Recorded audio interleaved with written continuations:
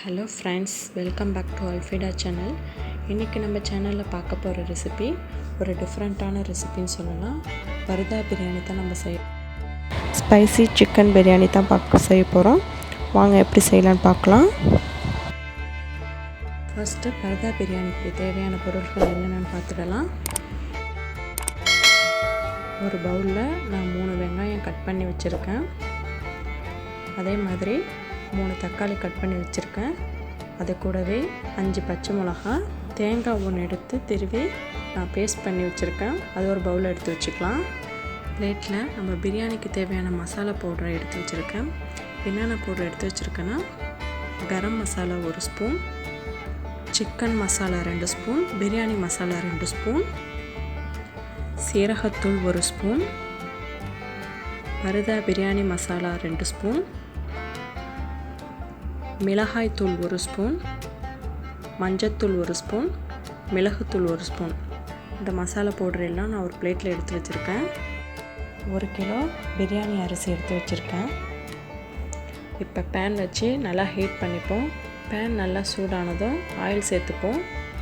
பட்டை, ஏலக்காய், கிராம்பு நல்லா சேர்த்துக்கலாம்.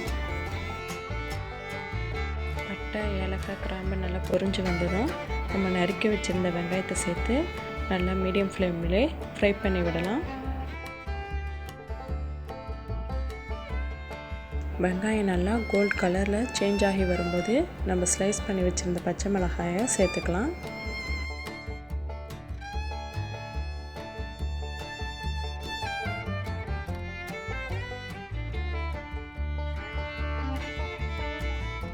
இஞ்சி பூண்டு 5 ஸ்பூன் சேர்த்து நல்லா மிக்ஸ் பண்ணி விடுங்க.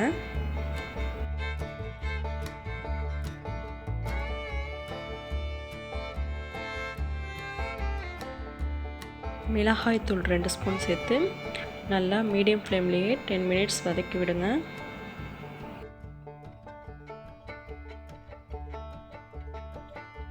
இப்போ நறுக்கி வச்சுருந்த 2 தக்காளி சேர்த்துக்கலாம்.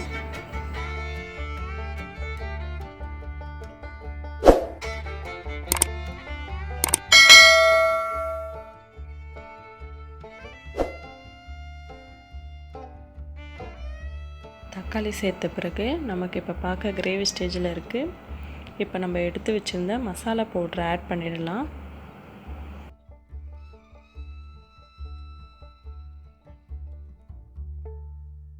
பிரியாணி அரிசி வேக வைக்கிறதுக்காக நான் பாத்திரத்தில் தண்ணி வச்சுக்கிறேன்.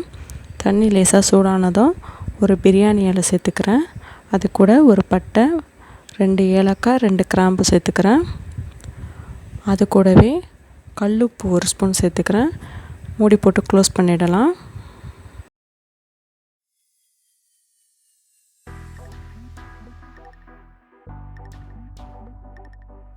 தண்ணி நல்லா சூடானதும் நான் 1 கிலோ பிரியாணி ரைஸ் எடுத்து வச்சுருக்கேன்.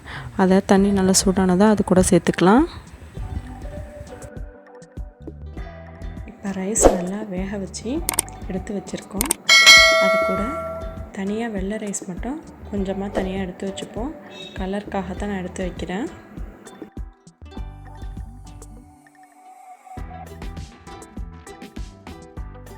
இப்போ இந்த ரைஸ் கூட கொஞ்சமாக கலர் பவுடர் சேர்த்து நல்லா மிக்ஸ் பண்ணி விடுங்க. நல்லா மிக்ஸ் பண்ணி விட்டதும் ஒரு பாத்திரத்தில் வடிகட்டி வச்சுப்போம்.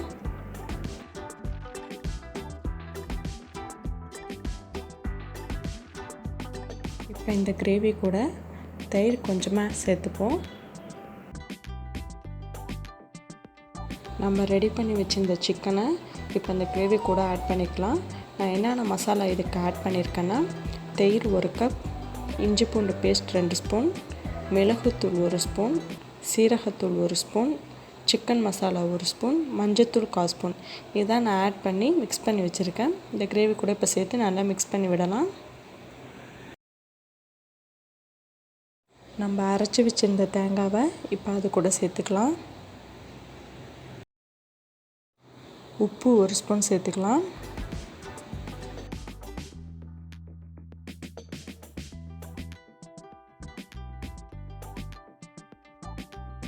கொஞ்சமாக தண்ணி சேர்த்துக்கலாம்.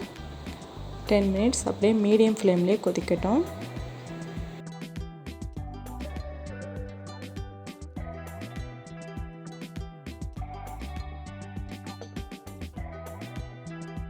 நல்லா கொதி வந்த பிறகு மல்லிக்கீரை ஆட் பண்ணிக்கலாம். இப்போ சிக்கன் பிரியாணிக்கான ரைஸை நம்ம செட் பண்ணிடலாம். இப்போ பாத்திரத்தில் நான் கீழே ரைஸை செட் பண்ணி அது மேலேயே நான் ரெடி பண்ணி வச்சுருந்த கிரேவியை செட் பண்ணிக்கிறேன். இதே மாதிரியே திரும்ப நம்ம ரைஸை செட் பண்ணி அது மேலேயே இந்த கிரேவி செட் பண்ணிக்கலாம். இதே மாதிரி நான் 4 ஸ்டெப் பண்ணுறேன். ரைஸு கிரேவி, அதுக்கப்புறம் திரும்ப ரைஸ் கிரேவி, இதே மாதிரியே நம்ம ஃபுல்லாக செட் பண்ணிக்கலாம்.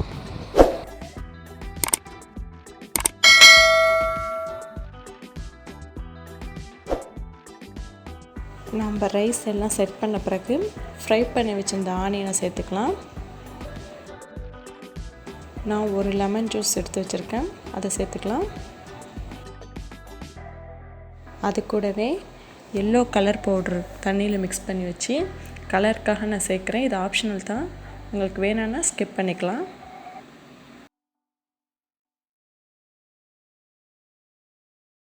நான் வேக வச்சுருந்த 2 எக்கு எடுத்து வச்சுருக்கேன். அது கூடவே கொஞ்சம் புதினா மல்லி சேர்த்துக்கலாம். எல்லாம் சேர்த்து செட் பண்ண பிறகு மூடி போட்டு நல்லா க்ளோஸ் பண்ணிடலாம். இப்போ எல்லாம் நம்ம ரெடி பண்ணி க்ளோஸ் பண்ணிட்டோம். க்ளோஸ் பண்ண பிறகு தோசைக்கல் வச்சு நல்லா ஹீட் பண்ணிப்போம். தோசைக்கல் ஹீட் ஆனதும் நம்ம ரெடி பண்ணி வச்சுருந்த பிரியாணி பாத்திரத்தை அது மேலே வைப்போம். மீடியம் ஃப்ளேம்லேயே ஒரு 20 நிமிஷம் இருக்கட்டும்.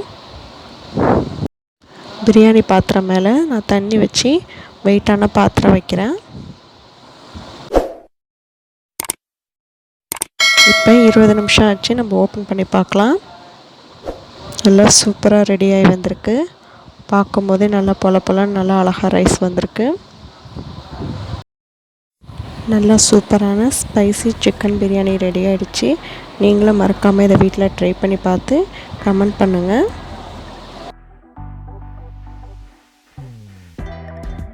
இப்போ பர்தா பிரியாணி செய்கிறதுக்காக நம்ம சப்பாத்தி மாவு ரெடி பண்ணிக்கலாம். நான் 1 கப் கோதுமை மாவு எடுத்திருக்கேன். அது கூடவே கொஞ்சமாக சால்ட்டு சேர்த்துப்போம். லேசாக தண்ணி விட்டு ஆட் பண்ணி சப்பாத்தி மாவு பதத்துக்கு ஃபுல்லாக பசைஞ்சு வச்சுருவோம்.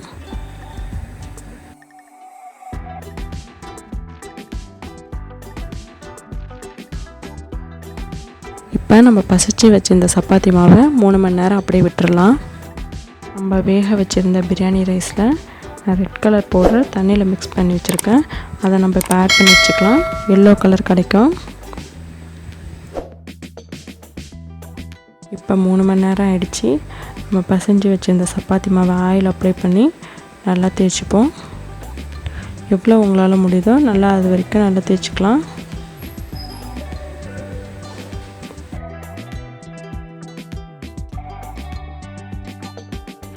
தேய்ச்சி வச்சுருந்த சப்பாத்தி மாவை திரும்பவும் மடித்து தேய்ச்சிக்கிறேன்.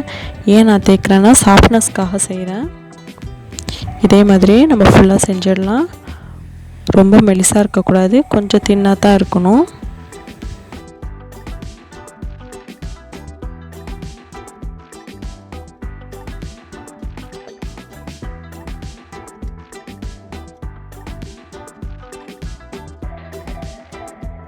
இந்த மாதிரி ஃபுல்லாக சப்பாத்தி மாவு தேய்ச்சி எடுத்ததுக்கப்புறம் அந்த பவுல் மேலே அப்படியே வைப்போம். பவுல் மேலே வச்சதுக்கப்புறம் கொஞ்சமாக அந்த பவுலுக்குள்ளே ஹோல்ட் பண்ண மாதிரி வைப்போம்.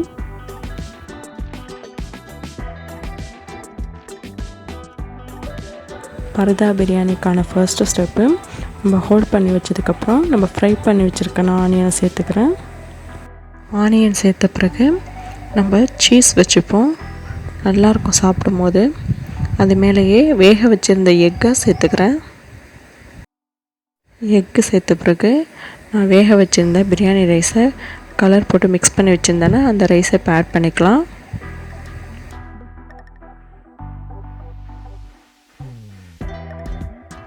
இப்போ பிரியாணி ரைஸ் மேலே நான் ரெடி பண்ணி வச்சுருந்த சிக்கன் கிரேவியை அப்படியே செட் பண்ணிக்கலாம்.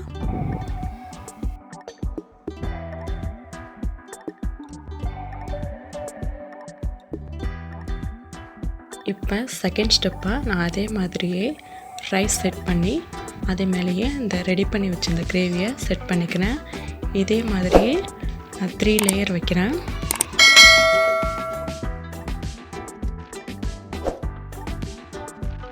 இப்போ நம்ம ரைஸ் எல்லாம் செட் பண்ணியாச்சு. அது மேலேயே நான் ஃப்ரை பண்ண ஆனியனை சேர்த்துக்கிறேன். அது கூடவே கொஞ்சம் புதினா இலையை சேர்த்துக்கலாம். கீழே ஏதோ ரைஸ் விழாத மாதிரி நல்லா கவர் பண்ணிக்கலாம். கவர் பண்ண பிறகு நெய் கொஞ்சமாக நான் அப்ளை பண்ணுறேன்.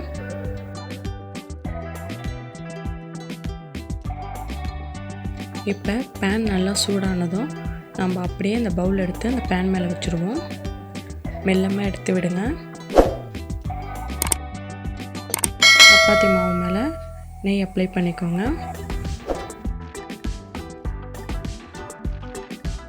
மீடியம் ஃப்ளேம்லேயே வைங்க. சைட்லலாம் நல்லா வெந்து வந்திருக்கு. இப்போ நான் மெல்லமாக திருப்பி விட்டுருக்கேன். இப்போ நல்லா செட் ஆகி வந்துருச்சு. நம்ம எப்படி ரெடியாகி வந்திருக்குன்னு பார்க்கலாம்.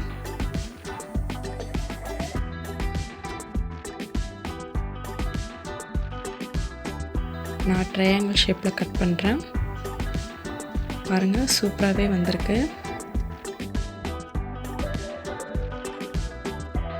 இப்போ நல்லா சூப்பராகவே ரெடியாகி வந்திருக்கு பர்தா பிரியாணி. நீங்களும் வீட்டில் ட்ரை பண்ணி பாருங்கள். பர்தா பிரியாணிக்கு சிக்கனும் எக்கும் நல்ல காம்பினேஷனாக இருக்கும். வீடியோ உங்களுக்கு பிடிச்சிருந்தா கமெண்ட் பண்ணுங்கள், சப்ஸ்கிரைப் பண்ணுங்கள், மறக்காமல் பெல் பட்டனை ப்ரெஸ் பண்ணுங்கள். தேங்க்யூ. பிடிச்சிருந்தா கமெண்ட் பண்ணுங்கள், சப்ஸ்கிரைப் பண்ணுங்கள், மறக்காமல் பெல் பட்டனை ப்ரெஸ் பண்ணுங்கள். தேங்க்யூ.